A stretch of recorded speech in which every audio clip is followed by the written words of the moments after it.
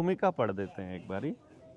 मैं कोई लेखक नहीं हूँ, मैं कोई अर्थशास्त्री नहीं हूँ, मैं कोई नेता भी नहीं हूँ। मैं तुम्हारा गांव हूँ, वही गांव जिसकी गोद में तुमने पहली बार मिट्टी की खुशबू पहचानी थी। वही गांव जहाँ तुम्हारी माँ ने तुम्हें लोरी सुनाई थी और तुम्हारे पिता ने खेत में पसीना बहाकर तुम्हारे लिए रोटियां उगाई थी।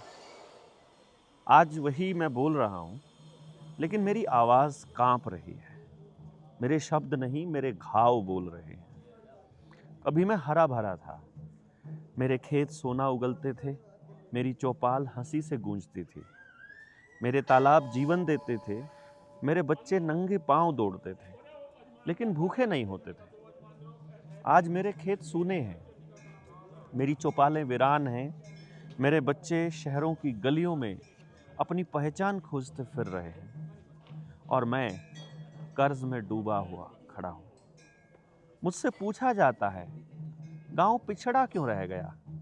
कोई मुझसे ये नहीं पूछता, गांव को पिछड़ा किसने बनाया? मैं गवाही देता हूं, मैं गरीब नहीं था, मुझे गरीब बनाया गया। मेरे पास आज भी वही मिट्टी है जिसमें अन्न पैदा होता था, होता है। मेरे पास आज भी वही हाथ हैं जो मेहनत करना जानते हैं। मेरे पास आज भी वही प्रकृति है जो जीवन देती है। फिर भी मैं कर्जदार हूं। यह कैसे संभव हुआ? जिस बैंक के पास ना खेत है, ना गाय है, ना अन्न है, ना पसीना है, उसके सामने मैं गिरवी कैसे हो गया? क्योंकि मेरे हाथ में एक कागज थमा दिया गया जिसे तुम रुपया कहते हो। यह कागज नहीं, मापक का धोखा है। यह मेरी मेहनत को चुपचाप कम मूल्य में बदल देने की साजिश है। यह कोई एक दिन का खेल नहीं है, यह कोई एक सरकार की गलती नहीं है, यह कोई एक बैंक की चाल नहीं। यह 300 साल पुरानी लूट की व्यवस्था है जो अंग्रेजों से शुरू हुई और आज आधुनिक नामों के साथ अब भी चल रही है। मैंने इतिहास देखा है, मैंने सिराजुद्दौला को लड़ते देखा, मैंने सिदो कान्हू और बिरसा मुंडा का उल गुलान देखा, मैंने भगत सिंह का बलिदान देखा, मैंने गांधी का स्वदेशी भी देखा, अंबेडकर का अर्थशास्त्र देखा, राजीव दीक्षित का आज़ादी बचाओ आंदोलन भी देखा। सबने एक ही बात कही, आर्थिक गुलामी के बिना राजनीतिक गुलामी संभव नहीं। तो इसका यह मतलब हुआ कि आर्थिक आज़ादी के बिना राजनीतिक आज़ादी भी संभव नहीं। लेकिन तुमने मेरी नहीं सुनी। तुमने चमकते शहरों पर भरोसा किया, तुमने कागजी विकास को सच मान लिया और आज मैं टूट रहा हूँ। मेरे किसान फांसी लगा रहे हैं, मेरे युवा पलायन कर रहे हैं, मेरी बेटियाँ असुरक्षित हैं, मेरे बुजुर्ग चुप हो गए हैं। लेकिन अब मैं चुप नहीं रहने वाला। यह किताब मेरी आवाज़ है, यह किताब तुम्हारी आवाज़ बनेगी। यह किताब एक शिकायत नहीं, एक सवाल है, एक ऐसा सवाल जो हर मेहनत कश को पूछना चाहिए। तुमने मुझे क्या दिया था और मैं तुम्हें क्या चुका रहा हूं? यह किताब हिंसा की नहीं, जागरण की किताब है। यह तोड़फोड़ की नहीं, चेतना की किताब है। यह उल गुलान डंडे से नहीं, ज्ञान, कानून और एकजुटता से लड़ा जाएगा। तो आओ फिर से चौपाल सजाएं, फिर से सवाल पूछें, फिर से अपना रुपया, अपना गांव, अपना स्वाभिमान पहचानें। क्योंकि अब समय आ गया है गांव के रोने का नहीं, गांव के जागने का। और जब गांव जागेगा तो भारत फिर से अपने पैरों पर खड़ा होगा। मैं तुम्हारा अपना, तुम्हारा ही गांव। कैसा लगा आपको ये भूमिका? उलगुलान उलगुलान, उलगुलान एक ही शब्द है इसका। इसके उलगुलान, लिए उलगुलान, महाविद्रोह, महासंग्राम, महाविद्रोह, महासंग्राम। ये इसको हमने भाग 1 में कुछ पार्ट दिया है। इसलिए पढ़ रहा हूँ मैं ताकि आप जो साथी हैं अपने 30 STL हैं, 2 उनके साथी हैं, 90 लोग पूरे देश से जब इस किताब को पढ़ेंगे तो आप उन लोगों को बताएंगे कि ये किताब क्यों ज़रूरी है। हम इसके नाम पर सहयोग मांग रहे हैं आपसे। इसका पैसा लेखक के पास नहीं जाएगा, बल्कि जनता सरकार मोर्चा के आगामी कार्यक्रमों के लिए इस्तेमाल होगा। सारा पैसा जागरूक समाज मंच संस्था के खाते में ही जा रहा है। 9518170000 पर जो भी व्यक्ति अभी 23 मार्च के बाद या इस किताब की लॉन्चिंग के बाद से 1100 रुपये या उससे ऊपर हमें डोनेट कर रहा है, हम उन लोगों को उसके हिसाब से किताबें दे रहे हैं। डोनेशन तो आपने हमको वैसे भी देनी है, हमें पहले भी लोगों ने खूब डोनेट किया है, 11-11 हज़ार भी दिया है, लेकिन अब हम ये सोच रहे हैं कि हम उसको इस तरह से लें कि ये उल गुलान हमारे हर घर में हो, ये किताब हमारे हर घर में हो। लूट की व्यवस्था के विरुद्ध उल गुलान वह चेतना ग्रंथ है जो इतिहास, कानून, अर्थशास्त्र और ग्राम जीवन के अनुभव को एक सूत्र में पिरोकर यह स्पष्ट करता है कि जब मुद्रा, बैंक और सत्ता मानव मूल्यों से कट जाती है तब लूट की व्यवस्था बन जाती है, और जब गांव अपनी रोटी, बेटी, माटी, जल, जंगल, जमीन, जानवर, खेत, खेड़ा, खाप और स्वावलंबन को पुनः स्थापित करता है तब बिना हिंसा के ही गुलामी ढहती है और स्वराज साकार होता है। ये इसलिए ज़रूरी है आपको समझना कि ये किताब सिर्फ इसी चीज़ को समझने के लिए है। मैंने कुछ दोस्तों से बात की, उन्होंने कहा कि पढ़ना शुरू करते हैं तो ख़त्म किए बिना मन नहीं भरता है, और इसमें हमने बहुत डिटेल में नहीं दिया है, ये हमने पॉइंट्स दिए हैं कि ये वाला बिंदु है, इस बिंदु पर आप अपनी मर्जी से अपने गांव की ज़रूरत के हिसाब से सोचिए आप क्या सोचेंगे। पहाड़ में रहते हैं तो अलग, गोवा रहते हैं तो अलग, आप राजस्थान रेगिस्तान में रहते हैं तो अलग, और अगर खुशहाल जैसे मैदानी इलाकों में है जहाँ पर उपजाऊ मिट्टी है वहाँ रहते हैं तो अलग। हर जगह अलग तरह की क्योंकि मिट्टी है और ज़रूरतें हैं, तो अपनी ज़रूरतों के हिसाब से इसमें से पॉइंट उठा लीजिए कि क्या है। गांव में कर्जदार है, सरफेसी एक्ट लगा है, दूसरे एक्ट लगे हैं, छोटे हैं, ट्रैक्टर का है, गाड़ी का है, दूसरे लोन है, वहाँ फंसे हुए हैं, पॉइंट उठा लीजिए। बैंक कोई दलील रख रहा है, उसका जवाब क्या होगा, पॉइंट उठा लीजिए। हम इस किताब को पूरा पढ़ने की कोशिश करेंगे ताकि आप लोगों को इसके बारे में पता चल सके। लेकिन मैं एक बात है इसमें, जो ये बुक है, अगर बुक पढ़ने के बाद अटेंड कर लो और 3 दिन की ट्रेनिंग है जैसे, तो भी जब इसको पढ़ेंगे 3 दिन की ट्रेनिंग अटेंड कर ली मान लो किसी ने, जिसने कर रखी है उसको तो बहुत अच्छे से समझ में भी आराम से आएगी समझ इसको, आ और समाधान ही है मतलब ये एक गांव का मतलब हर एक व्यक्ति के लिए। लेकिन अगर जैसे पढ़ेगा कोई जिसने मतलब अभी तक आपको नहीं सुना, जैसे जेएसएम को नहीं सुना जिसने अभी तक, और जो 3 दिन की ट्रेनिंग है वो अटेंड नहीं की, तो उसको हो सकता है थोड़ा सा लगे, समझ में तो उनको भी आ जाएगी। जो किताब पढ़ने वाले जो लोग हैं ना, किताब पढ़ने के जो शौकीन हैं, वो शब्दों को बड़े अच्छे से समझते हैं, और जो कनेक्टेड लोग हैं वो लेखक के साथ कनेक्ट कर जाते हैं। नहीं, फिर ये है ना कि हमें तो गांव के हर एक व्यक्ति को समझाना है ना, इसीलिए बोल रहे हैं हम, ताकि वीडियो से समझ जाएं कुछ लोग, और लेकिन किताब पढ़कर जो विचार आपके मन में आएगा, क्योंकि जो मैं बोल रहा हूँ वो मेरे विचार हैं, जो आप पढ़ेंगे तो आपके होंगे, आपकी स्पीड से आपका लेकिन होगा। क्योंकि आजकल हर एक व्यक्ति को कर्जदार बना दिया है, तो वो खुद ही गिल्ट कॉन्शियस में है वो। बिल्कुल, तो वो उन चीजों से निकल ही नहीं पा रहे कि भाई। उसके लिए मैं बता रहा हूँ, निडर इंडिया चैनल पे जब आप निडर इंडिया पे क्लिक करेंगे नाम पर उस निडर इंडिया के, तो वहाँ आएगा वीडियो, शॉर्ट, लाइव और ऐसा करके पॉडकास्ट, तो वहाँ उसी को थोड़ा सरकाएंगे तो प्ले लिस्ट का एक बटन आएगा, क्लिक करो प्ले लिस्ट पर, उसमें बहुत सारी प्ले लिस्ट हैं। जो बच्चों पर ट्रेनिंग करना चाहते हैं उसके लिए तो सबसे नीचे जो एपिसोड 1 है वो आप कर सकते हैं, टीचर्स और पेरेंट्स के लिए जो ट्रेनिंग प्रोग्राम दिया हुआ है। परंतु यदि आप इसको समझना चाहते हैं और हमसे जुड़ना चाह रहे हैं तो वहाँ एक प्ले लिस्ट है जिसका नाम है जेएसएम से जुड़ने से पहले ये वीडियो ज़रूर देखें, वो वाली देख लीजिए। उसमें लगभग हर चीज़ क्लियर की हुई है। आपको उसमें 2-4 दिन लगेंगे, रोज़ का 1 घंटा आप उसमें लगा लीजिए, 1 हफ्ते में आपको पूरा क्लियर समझ में आ जाएगा कि ये जो बारिश हो रही है, बर्बाद हो रहा है किसान, ये समर्पण हम पढ़ते हैं कि ये किताब हमने किसको समर्पित की है, ताकि हमें आपको भी और हमें भी पता रहे, और ये पॉइंट क्लियर हो जाए आपका। कोई रह जाए तो बताइएगा कमेंट में लिखकर कि ये बंदा रह गया जिसको हम समर्पित करना चाहिए था।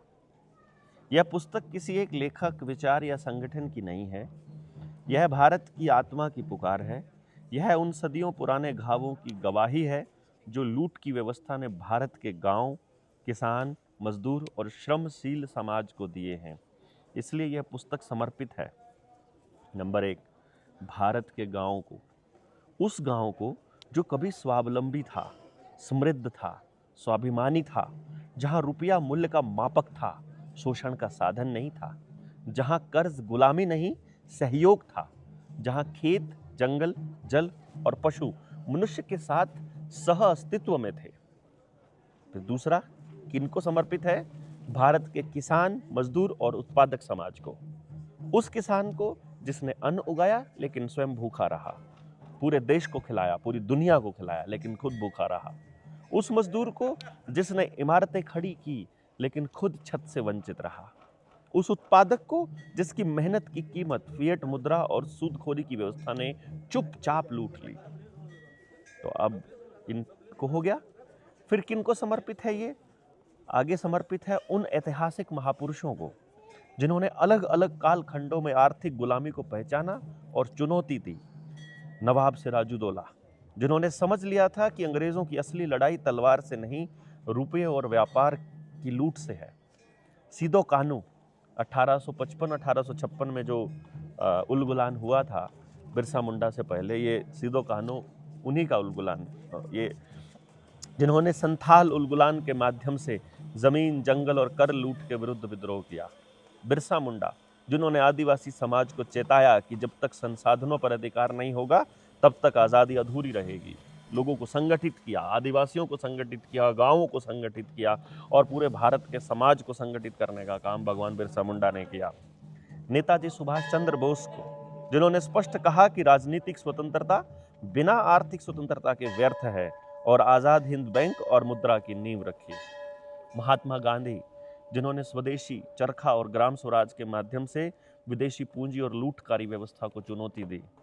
विनोबा भावे, जिन्होंने भूदान आंदोलन द्वारा भूमि समानता और आर्थिक न्याय की चेतना जगाई। सरदार भगत सिंह, जिन्होंने बताया कि असली क्रांति सत्ता बदलने की नहीं, शोषण की व्यवस्था तोड़ने की है। डॉक्टर भीमराव अंबेडकर, जिन्होंने बताया कि असली क्रांति सत्ता बदलने की नहीं, शोषण की व्यवस्था तोड़ने की होती है। भगत सिंह के बारे में डॉक्टर भीमराव अंबेडकर, जिन्होंने एक अर्थशास्त्री के रूप में द प्रॉब्लम ऑफ रूपी लिखकर, कोई किताब है उनका नाम है द प्रॉब्लम ऑफ रूपी, लिखकर मुद्रा लूट की वैज्ञानिक और कानूनी पोल खोली। तो जो लोग रुपया को समझना चाहते हैं कि रुपया क्या होता है, वो डॉक्टर भीमराव अंबेडकर की एक किताब जरूर पढ़ें। आपके हर घर में होनी चाहिए और अगली पीढ़ी को पढ़ाइए। जैसे मैं पढ़कर बता रहा हूँ वैसे बताइए, कोई बताने वाला हो तो, क्योंकि अर्थशास्त्री नहीं पढ़ाएंगे। अर्थशास्त्र पढ़ाने के नाम पर अनर्थशास्त्र पढ़ाया जा रहा है। स्कूलों में, कॉलेजों में, सब जगह हमारे बच्चों को गलत शिक्षा दी जा रही है। आगे किनको समर्पित है ये? आधुनिक काल के चेतक और संघर्षशील महापुरुषों को, जैसे कि बाबा जय गुरुदेव, जिन्होंने आध्यात्मिक चेतना के साथ सामाजिक और आर्थिक शोषण के विरुद्ध जन जागरण किया। भाई राजीव दीक्षित को, जिन्होंने आज़ादी बचाओ आंदोलन के माध्यम से लूट की व्यवस्था के विरुद्ध सोए हुए राष्ट्र को झकझोरा और यह अमर सत्य छोड़ गए कि भारत की मुक्ति सत्ता से नहीं, स्वदेशी स्वावलंबन जन जागरण व्यवस्था परिवर्तन से होगी।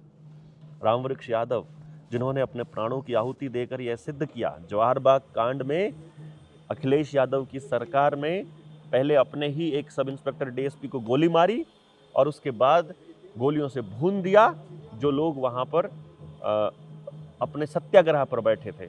मथुरा का कांड है ये 2016 का, आपको बता दें, भोगी के आने से पहले।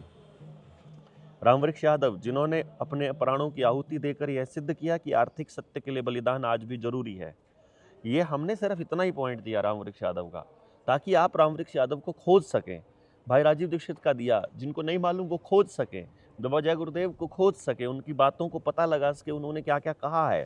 सरदार भगत सिंह, डॉक्टर भीमराव अंबेडकर, विनोबा भावे, महात्मा गांधी, नेताजी सुभाष चंद्र बोस, बिरसा मुंडा, सीदो कानू, नवाब सिराजुद्दौला, इनके कथनों को आप जाकर रिसर्च कर सकें। इसलिए एक पॉइंट में दिया, ये नहीं दिया कि ये यहाँ से किताब खत्म हो गई, यहाँ से आपकी रिसर्च शुरू हो गई तो आपके पास एक कंटेंट आ गया कि इसके बाद ये भी बोलना पड़ सकता है। आप अगर इसके बाद में डॉक्टर भीमराव अंबेडकर की द प्रॉब्लम ऑफ रूपी को पढ़कर सुना सकते हैं लोगों को। इसमें से एक बात पूछूं मैं जो माइंड में आई है, जितने भी आपने अभी नाम लिए, वो नेचुरल डेथ किसकी है इनमें से? नेचुरल डेथ किसी की नहीं, अंग्रेजों ने मारा सबको। अभी तो मैं डॉक्टर भीमराव अंबेडकर मरे बस नेचुरल डेथ से, अदरवाइज तो मेरे ख्याल से सबको, गांधी को राष्ट्रीय समलैंगिक संघ वालों ने मारा, भगत सिंह को भी ऐसे जैसे वही हाँ हाँ, सुभाष सबको चंद्र ऐसे। बोस, बिरसा मुंडा और ये सब। विनोबा भावे भी शायद विनोबा तो काफ़ी सेल्फ बुजुर्ग होकर, नेचुरल हाँ, उससे। वहीं पर उन्होंने शरीर त्यागा था। गए थे हम लोग वहाँ वर्धा में, पवनार में। फिर किनको समर्पित है ये किताब? उन अनगिनत, वोट लेना है मैंने, नहीं दे अभी दे, ठीक है अभी। मन लाग रहा डाटा। उन अनगिनत गुमनाम योद्धाओं को जिनके नाम इतिहास के किताबों में नहीं है, लेकिन जिनकी लड़ाई आज भी गांव की मिट्टी में जीवित है, जो कोर्ट नहीं गए, किताबें नहीं लिखी, फिर भी अन्याय के सामने झुके नहीं। यानी कि जिनको हम यहाँ कोर्ट नहीं कर पाए, बहुत लड़ाके हैं, मोर्चे में भी, जनता सरकार मोर्चा में भी, जो कभी ट्रेनिंग में नहीं आए लेकिन मसला समझ लिया और लोग लड़ रहे हैं, दूसरों के लिए लड़ रहे हैं, खुद लड़ रहे हैं और नहीं अन्याय के खिलाफ झुक रहे हैं, उनको भी समर्पित है ये। आने वाली पीढ़ियों को, ताकि वो जान सके कि भारत गरीब नहीं था, लूटा गया है, गांव कमज़ोर नहीं था, कमज़ोर किया गया है, और यह लूट कोई प्राकृतिक आपदा नहीं, मानव निर्मित व्यवस्था है जिसे बदला जा सकता है। यह पुस्तक कर्ज से मुक्ति का मार्ग नहीं, स्वाभिमान की पुनर्स्थापना का घोष है, उद्घोष है। यह पुस्तक हिंसा का आह्वान नहीं, ज्ञान, कानून और सामूहिक चेतना का उलगुलान है। यह पुस्तक हर उस हाथ को समर्पित है जो इस लूट की व्यवस्था को तोड़ने के लिए उठेगा, कल, आज या आने वाले समय में। यानी उठा था पहले या आने वाले समय में उठेगा। तो जैसे एक और है सवाल, जैसे अपनी नई पीढ़ी है, जैसे जो अपनी आने वाली जो नई पीढ़ी, बच्चे तो ये हैं भी अभी एक नहीं, और अपनी उसके वाली बाद, पीढ़ी जो है, एक हाँ, वो पहले वाली पीढ़ी है, हम्म, तो अभी भी मतलब लोग अपने हक की जो आवाज़ है उठाने में डरते हैं। वो उनको मतलब अंदर से पता है कि भाई ये बात सही है, गुलाम हो रहे हैं, कर्जदार हो रहे हैं, और सब चीज़ मतलब गुलामी की तरफ ही बढ़ रहे हैं एक तरफ से। जो नौजवान पीढ़ी है वो विदेश में भाग रही है, सब अपनी जमीनें बेच बेच के, फिर भी वो मतलब बोल नहीं पा रहे। देखो, बोल नहीं पा रहे, उसके पीछे एक बड़ा कारण ये है कि उनको बोलना सिखाया ही नहीं गया। बैठो कोई नहीं, उनको बोलना सिखाया ही नहीं गया। कहाँ सिखाया बताओ आप? जैसे माँ बाप हैं, बचपन से वैसा ही कहना सिखाते हैं। ऐसे ही माँ बाप है मेरे वो वैसे नीचे ही। से यहाँ से बिठन लग रही थी ना। अच्छा हम्म, अच्छा, ओके ओके, इसलिए नीचे बिछा रखा था। तो माँ बाप हैं, वो बोलना सिखाते हैं जैसा वो कह रहे हैं कि वैसा बोलो। नहीं बेटा, गुड बॉय, बैड बॉय, अच्छे बच्चे ऐसे, इतने बजे उठते, इतने बजे करते। देखो, बच्चा जब तक विद्रोही नहीं होगा, बच्चा जब तक मन मर्जी से चलने वाला नहीं होगा, बच्चा जब तक अपने आप से, अभी 2.5 साल की उम्र में उनको प्ले स्कूल में डाल के प्रोग्राम कर दिया जाता है कि तुमको ऐसे आना है, ये ऐसे कपड़े पहनने हैं, ऐसे नहाना है सुबह सुबह, तुम प्रकृति से जुड़े नहीं रह सकते क्योंकि सोते हुए उठा देना है 5:30 बजे। तो फिर उसके बाद स्कूल में उसको सुबह सुबह स्कूल भेज दिया। स्कूल में भी वो प्रोग्राम कर रहे हैं, ऐसे बैठना है, ऐसे खाना है, एक चम्मच ऐसे पकड़नी है। अरे उसको मुंह मारने दो ना जैसे उसका जी कर रहा है, तभी तो वो बिंदास बनेगा ना। भाई, आपको अगर ये चिंता रहेगी कि कैसे कपड़े पहने हुए हैं, लोग देखेंगे तो क्या कहेंगे, बाल ठीक हैं कि नहीं, सफ़ेद हो गए हैं, या हम, मेरे कपड़े किस तरह के हैं, या मैं कैसा लग रहा हूँ, अगर इसी चिंता में हम रहेंगे कि लोग क्या कहेंगे, तो हम दूसरों के सर्टिफिकेट के लिए काम करेंगे। तो उस बच्चे को बचपन से औरों के सर्टिफिकेट के लिए प्रोग्राम किया जाता है इस व्यवस्था के द्वारा, जो एजुकेशन सिस्टम है उसके द्वारा, जिससे कि वो बड़ा होकर के बोलना नहीं सीखता है। स्कूल में टीचर के खिलाफ नहीं बोल सकता, जो किताब में लिखा उससे बाहर नहीं लिख सकता, जो मैडम ने बोर्ड पर लिखवा दिया उससे अलग नहीं लिख सकता, अलग लिख दिया तो नंबर आएंगे। तो अगर उस बच्चे को स्कूल में 12वीं तक 18 साल का जब तक वो हो जाता है, पूरे 18 साल में उसके 15 साल तो स्कूल के होते हैं, तो 15 साल तक किसी भी बच्चे को अगर आप मतलब जितना बोला उतना ही करने के लिए प्रोग्राम कर दोगे, तो बड़ा होने के बाद वो कभी भी स्वच्छंद सोच कैसे लेकर आएगा? वो तो जो पीछे प्रोग्रामिंग हो गई उसी को आगे कैरी करेगा, जब तक कोई हम जैसा आदमी उसे रियलाइज नहीं कराएगा कि तुम गुलामों की जिंदगी जी रहे हो। इसको गुलामी कहते हैं, कि कोई और तुम्हें बता रहा है कि कैसे क्या करना है, कोई और तुमको बता रहा है कि क्या चीज़ सही है। तुम सही अपने विवेक से नहीं देख रहे, कुदरत के कानून से नहीं देख रहे, समस्या ऐसे नहीं देख रहे, वहाँ से आती है ये गड़बड़ी। नहीं, जैसे कि एक मान तो लो इसलिए नहीं वो कभी विद्रोह कर पाते। जैसे- हम लोग कैसे सोच पा रहे हैं इस बात को, क्योंकि अपनी पीढ़ी तक क्या था, गांव में थे, हम गांव में पले बड़े हैं, मम्मी पापा जॉइंट फैमिली है, सब अपने अपने काम में व्यस्त हैं, तो हम बच्चों के साथ खेल रहे हैं, सोशल हैं, समाज में हैं, गांव के ही स्कूल में पढ़े हैं, सरकारी स्कूल में पढ़े, गांव का स्कूल था, सरकारी नहीं था, गांव के लोगों ने जो ज़मीन दे करके बनाया गया था उसी स्कूल में पढ़े, तो गांव के सहयोग से हम लोग पढ़े, तो गांव के प्रति हमारा अपने आप, समाज के प्रति हमारा अपने आप एक विवेक काम कर रहा है।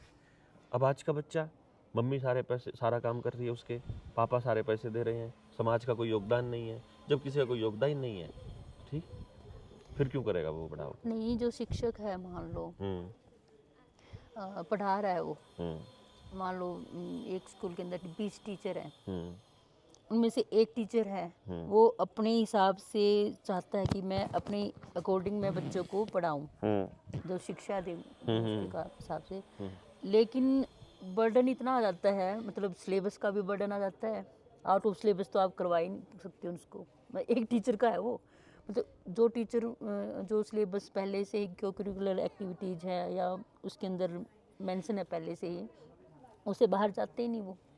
इसलिए नहीं जाते और क्योंकि व्यवस्था ने ये इंतज़ाम किया हुआ है। दो तरह के स्कूल हैं, एक जहाँ सिस्टम से, सरकार से पैसा आता है, दूसरा है जो प्राइवेट फंडेड स्कूल है। प्राइवेट वालों को पैसा बचाना है, इसलिए वो टीचर्स पूरे पूरे रखते हैं, और सरकार वालों को करना नहीं है बच्चों के लिए, इसलिए पूरे पूरे से भी कम रखते हैं। तो स्टाफ हमेशा ज़रूरत से कम मिलेगा।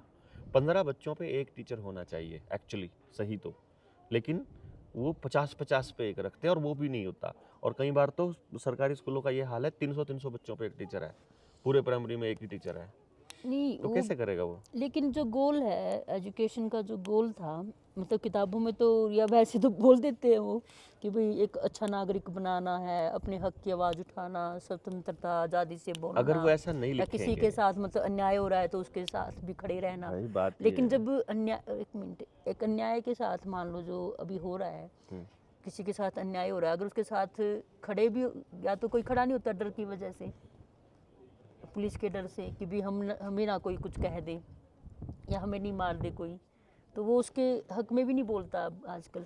फिर मैं फिर वही कह रहा हूँ, प्रोग्राम बचपन से ऐसे किया गया है। और रही बात बड़े की, अगर वो ऐसा नहीं लिखे हैं किताबों में, तो उसको एजुकेशन सिस्टम को अगर कहेंगे कि एजुकेशन सिस्टम में लिख दिया कि गोल क्या है, गुलाम बनाना है, बेरोजगार रखना है, फ्रस्ट्रेटेड रखना है, समाज से तोड़ना है, नशेड़ी बनाना है, अपराधी बनाना है, वो लिख देंगे क्या? ऐसा लिखना तो यही पड़ेगा कि हम तुमको बढ़िया बनाना चाहते हैं, लेकिन व्यवस्था ऐसी करेंगे कि तुम ऐसा बन ना पाओ। अरेंजमेंट वो करेंगे, क्योंकि आपने अपनी कमान किसी और को दे दी ना। गांव में बच्चा आपका, गांव आपका, जमीन आपकी, स्कूल आपका, और वहाँ टीचर्स की अपॉइंटमेंट कोई और कर रहा है, वहाँ सिलेबस कोई और बता रहा है, तुमको किस तरह की पढ़ाई पढ़ानी हो कोई और बता रहा है। यही तो सबसे बड़ी मूर्खता है, इसी के खिलाफ ये उलगुलान है। ऐसे देखो ना आप, जो एजुकेशन है ना अभी, मेन जो पर्पज जो बना दिया गया है वो ये बना दिया गया कि बस तुम्हें जॉब लेनी है, जॉब मतलब नौकरी नहीं, लिखित में ये है और समाज के लोगों के माँ बाप के दिमाग में ये है। हाँ। तो वो दोनों तरफ से प्रोग्रामिंग चल रही है, ऊपर से उनका गेम प्लान है। यही समझना है कि this is not right, this is not our thought process, ये हमारी सोच नहीं है, ऐसी सोच बनाई गई है फिल्मों के माध्यम से, नाटकों के माध्यम। फिल्मों में हीरो जिस तरह के कपड़े पहनता है वैसे कपड़े पहनने चाहिए, ऐसी बात दिमाग में ऑटोमेटिक आ जाएगी। वो जिस तरह का बिहेव कर रहा है, जिस तरह से वहाँ चल रहा है, क्योंकि जिसको हीरो प्रेजेंट करना है उसकी सारी हरकतों को अपने अंदर समाहित करना चाहेगा, तो वो हीरो सारी तरह के उल्टे काम भी करता है फिल्मों में। किसी फिल्म में वो सिगरेट पीता हुआ दिखाई देगा, किसी फिल्म में वो पिस्टल उठाया दिखाई देगा, किसी फिल्म में वो तेज गाड़ी दौड़ाता दिखाई देगा, किसी फिल्म में वो लड़की छेड़ता हुआ दिखाई देगा, किसी फिल्म में वो हंसी मजाक करता दिखाई देगा, किसी फिल्म में वो सिस्टम के खिलाफ लड़ता दिखाई देगा।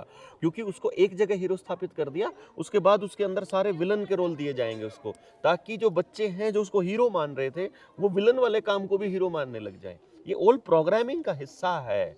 इसी प्रोग्रामिंग के हिस्से को तोड़ने के लिए हमें लोगों को ये बताना पड़ रहा है कि एक बार देखो, नजर दौड़ाओ क्या हो रहा है। ये उलगुलान उसी का हिस्सा है।